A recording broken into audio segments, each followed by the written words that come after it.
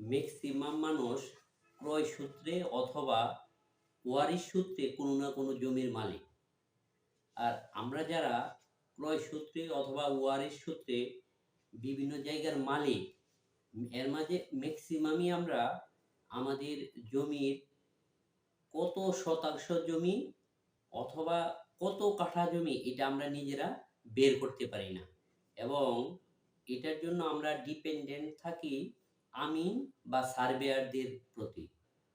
দেখা যায় যে ছোট একটা জমি, বাড়ি করার জমি, আমরা নিজেরা বের করতে পারি না যে এই জমিটা আসলে কত শতাংশ হবে অথবা কত কাঠা হবে।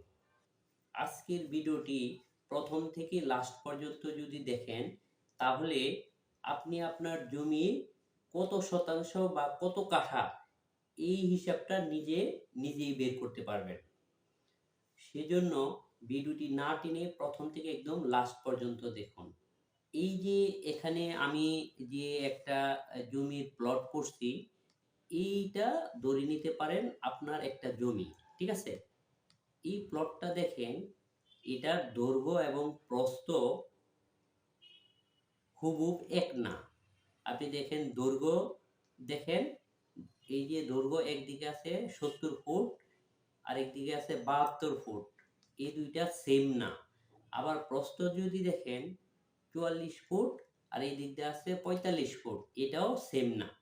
অনেক সময় কম বেশি হয়, আবার দুইটা সেমও হইতে পারে।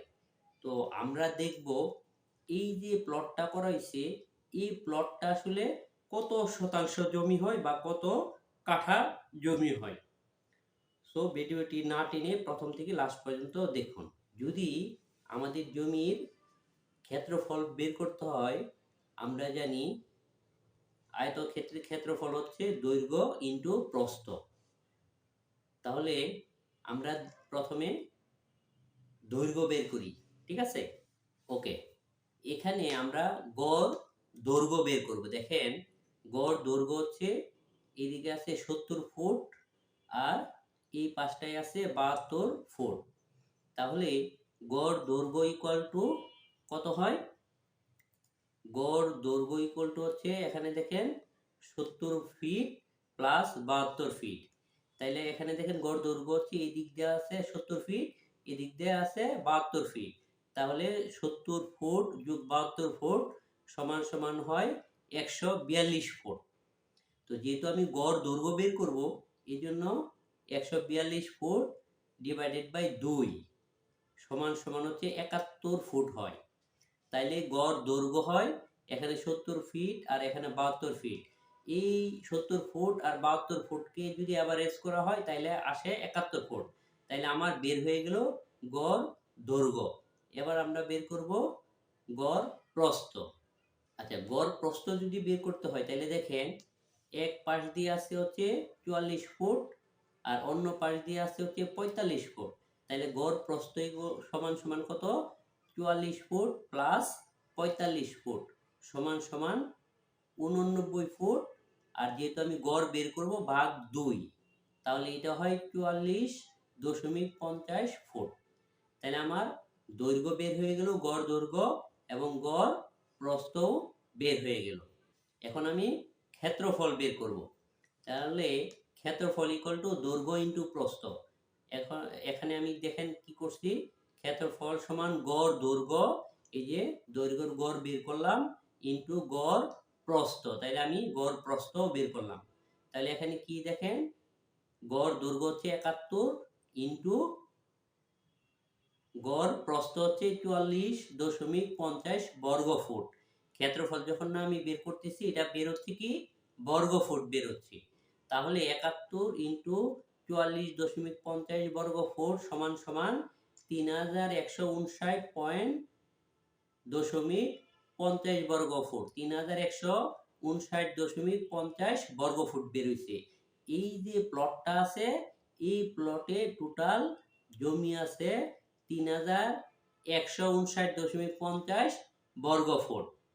এবার দেখেন এই যে প্লটটা আছে, এটাতে প্রথম হচ্ছে আমি শতাংশে বের করব। তাহলে জমির পরিমাণ দেখেন 3159.50 বর্গ ফুট ডিভাইডেড বাই 435.6 বর্গ ফুট।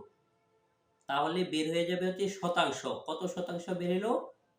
7.253 শতাংশ।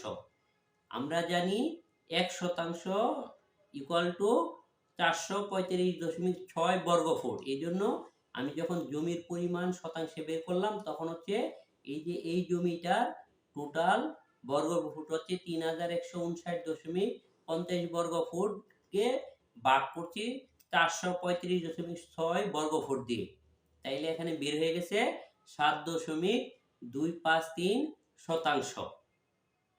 এবার আমি যখন জমির পরিমাণ কাঠাতে বের করব তখন হচ্ছে এই জমির আমার যে বর্গ ফুট বের হয়েছে 3159.50 বর্গ ফুট ভাগ 720 বর্গ ফুট। কারণ হচ্ছে 1 কাঠা সমান 720 বর্গ ফুট। তো আমি যেটা করলাম, জমির পরিমাণ হচ্ছে টোটাল বর্গ ফুট 3159.50 বর্গ ফুট ভাগ 720 বর্গ ফুট সমান সমান 4.388 কাঠা। তাহলে এটা হচ্ছে কাঠাতে বের হবে।